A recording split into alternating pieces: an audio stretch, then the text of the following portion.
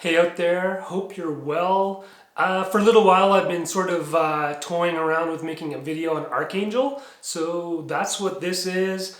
So yeah, if you're interested in book cover photography and Arcangel specifically, stick around for this, you might get something out of it. So I'm basically going to do two things, or this video is going to be in two parts.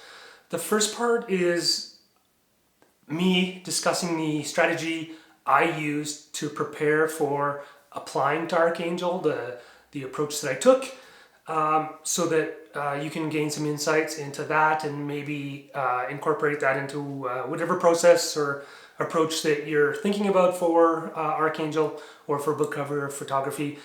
And the second part, I'm going to look at some of the resources that they have in Arcangel that I checked and they're publicly available.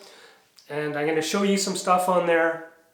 This will help you. I think it'll give you information on what they expect, what they're looking for, and whether you feel that what you do is compatible with what they're looking for. Because I think that's really what it is with book cover photography. There's a demand here, and then there's a photographer here, and those two things, they actually have to match. And if they don't match, then it's probably not a good idea for either side.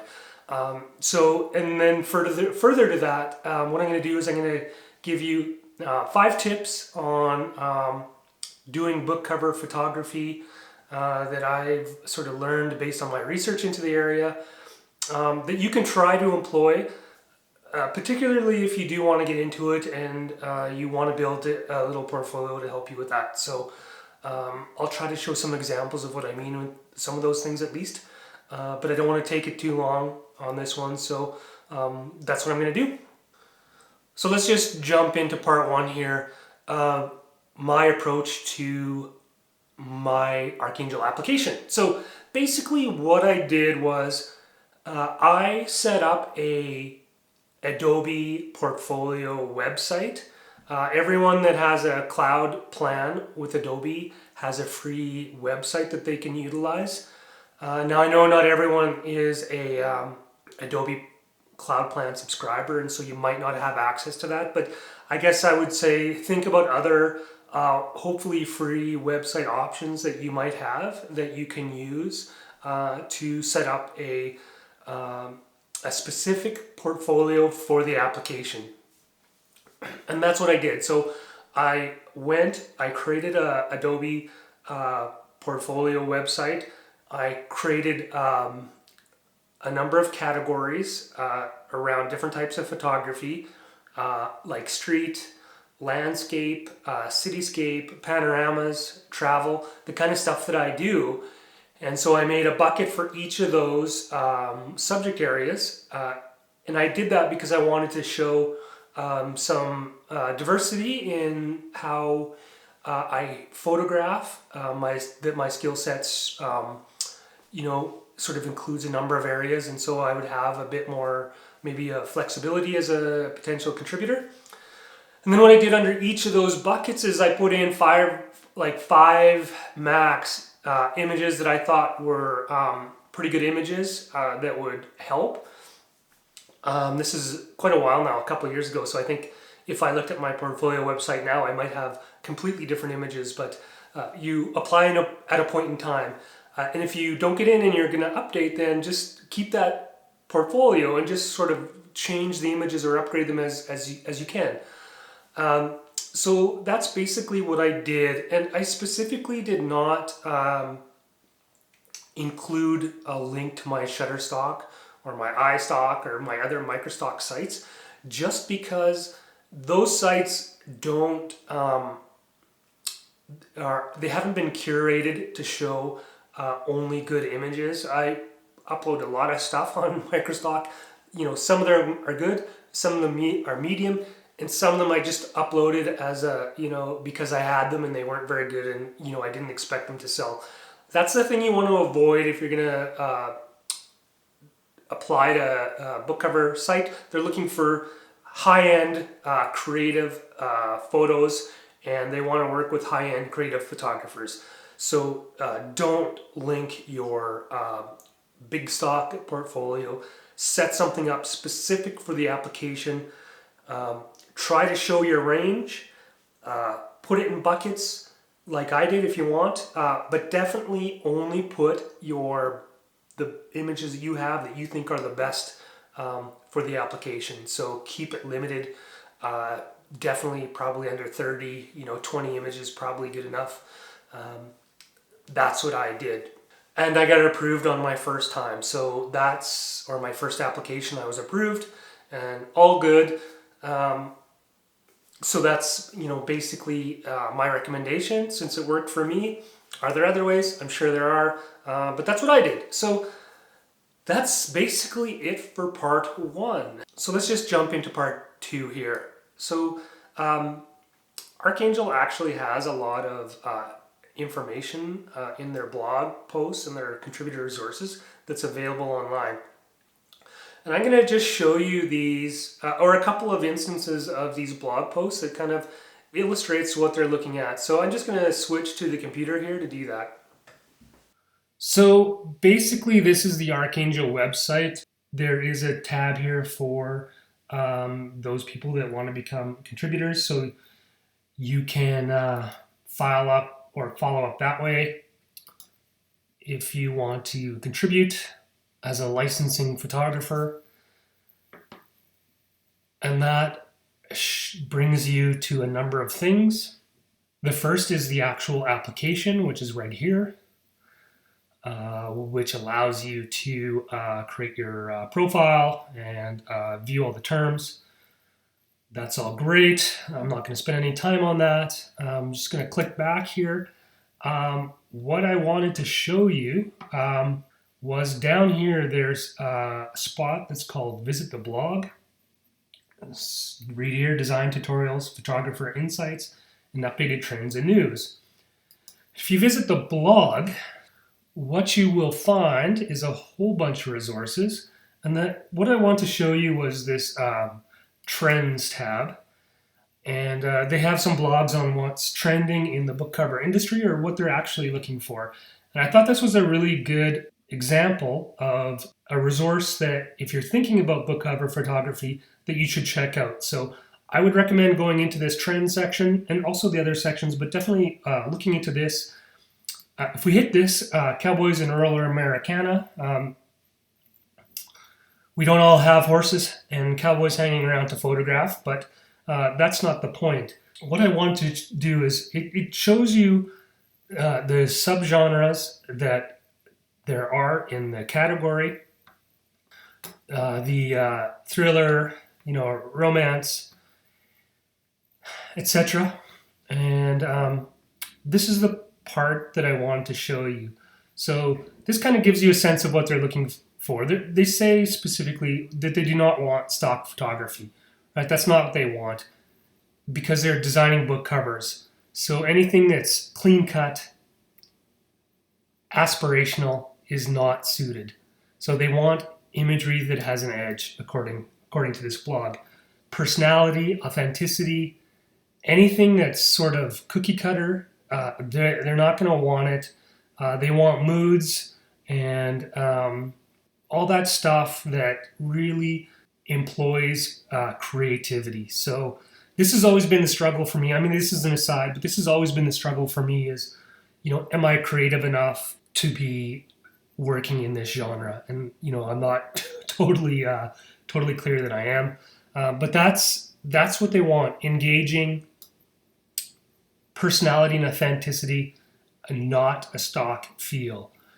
In this section, there are a number of resources, book cover design, color trends, subjects you might want to photograph. I definitely recommend that you go through this blog area, look at this information and see if this is a rabbit hole that you even want to go down, because it is a process, it is a journey, it is a very significant challenge compared to Microstock photography.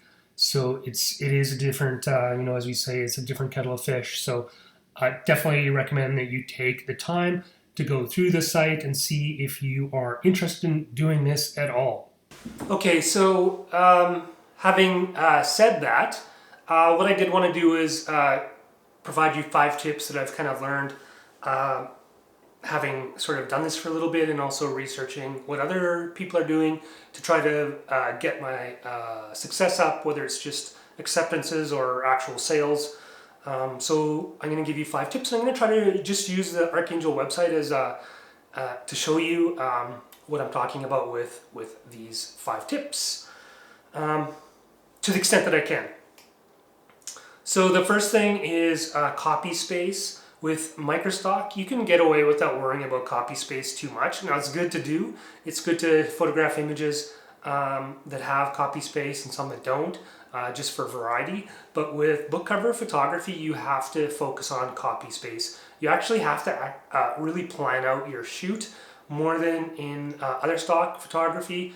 And the reason is because you have to basically think of where the author's name is going to go, as well as the title. So roughly speaking, there are basically 2 different blocks of space that's going to have to go towards text for the images. So you can't have an image that's mostly subject in a way that you can't also add text. So it's, you have to make sure that you think about your subject and how negative space is going to work in that image, or if you're not using that negative space, then how the background part of the image will still work with copy.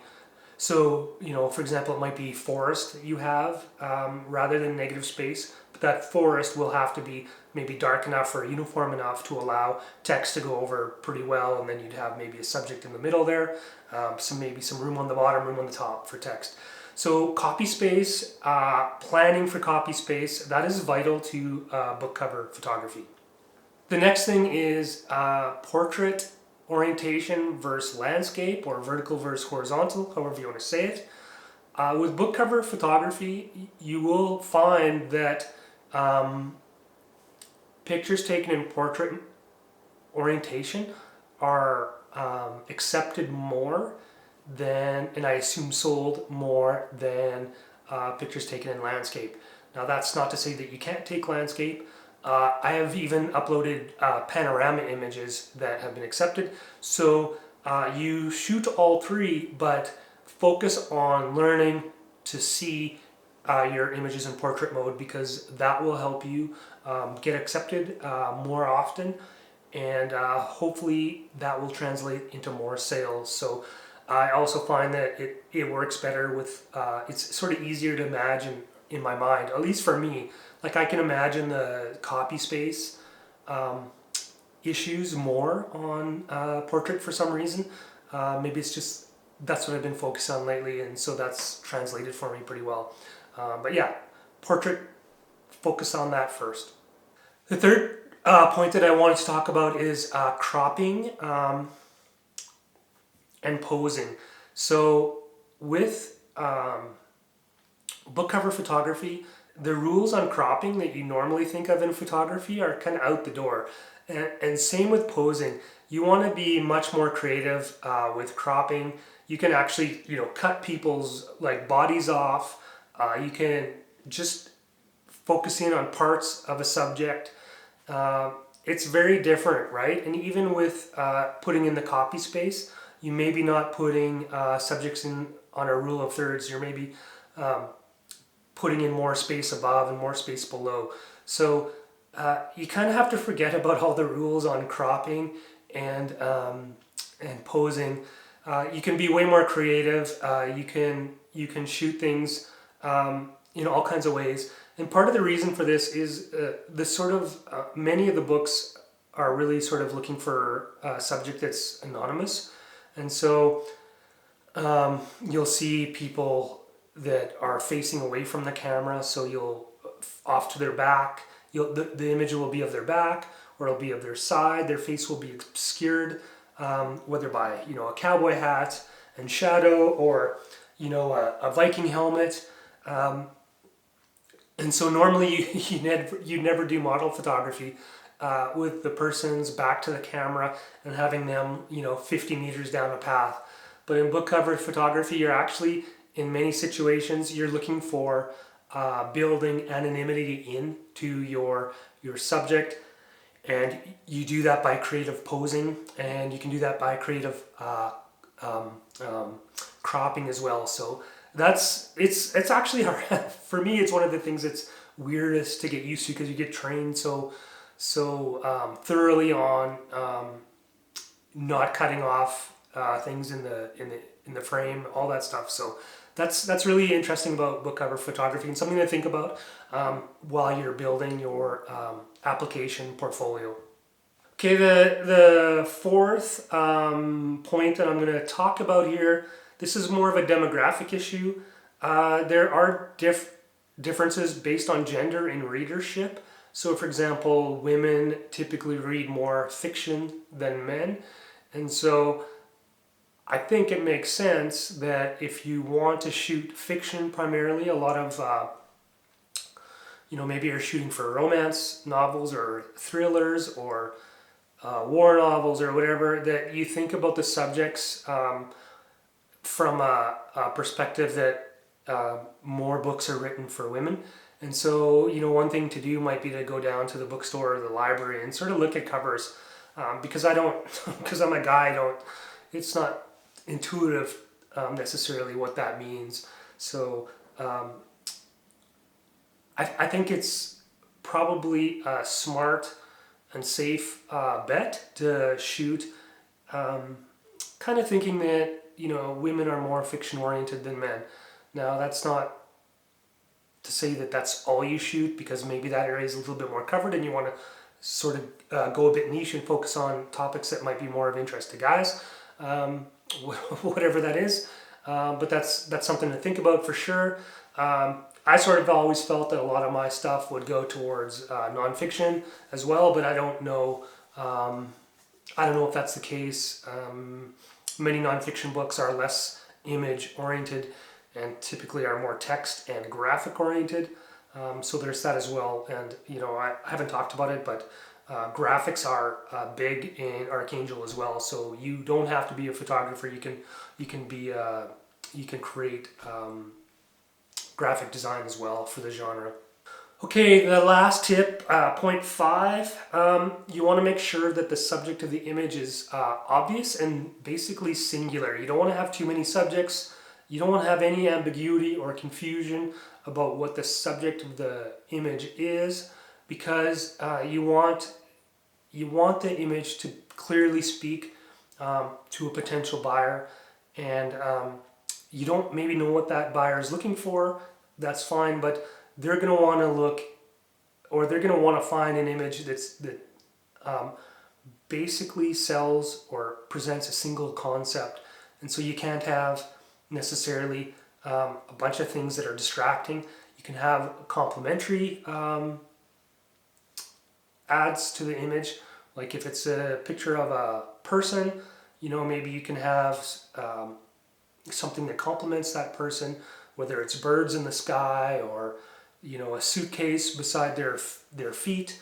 But those can only add or embellish the main subject. So you have to be careful that you're not putting too many things in to the image, so that a potential buyer won't be like, well, is the subject a person, or is the subject a building, or is the subject the desert? Like, what's the image about? So simple images that are also creative at the same time.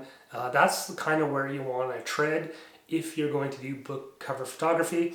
Now, there's a lot more going on than just that, but I want to give 5 tips that would help you at least get started on maybe doing a specific series of photographs to upload to your portfolio site just for the application to Arcangel. And maybe these tips kind of just like put you off and make you think that you don't want to do book cover photography. That might be the case, and it's sort of partially the way I feel when I think about this stuff. So I think, well, am I the right person for this? Am I the right fit? But that's what we all have to ask ourselves. because it is, like I maybe said before, a bit of a rabbit hole. So so that's that. Good money can be made in it though, so I'll leave with that note. Anyway, hope this helped, and I'd love to hear about your experiences with Arcangel, whether you've uploaded, whether you are planning to upload, or whether you're killing it on those book cover sites. Somebody must be anyway. So the other thing is, I'll put the link in the description to Alex Rottenberg's Microstock website, because he has a lot of good resources and interviews that will be super helpful. So go check out his site, because it's actually a really good site, and he's pretty honest, brutally honest, in fact. And so he might also have some thoughts on that might make you decide or help you make a decision on this stuff going forward. Anyway, take care, and we will see you on the next video, whatever that may be.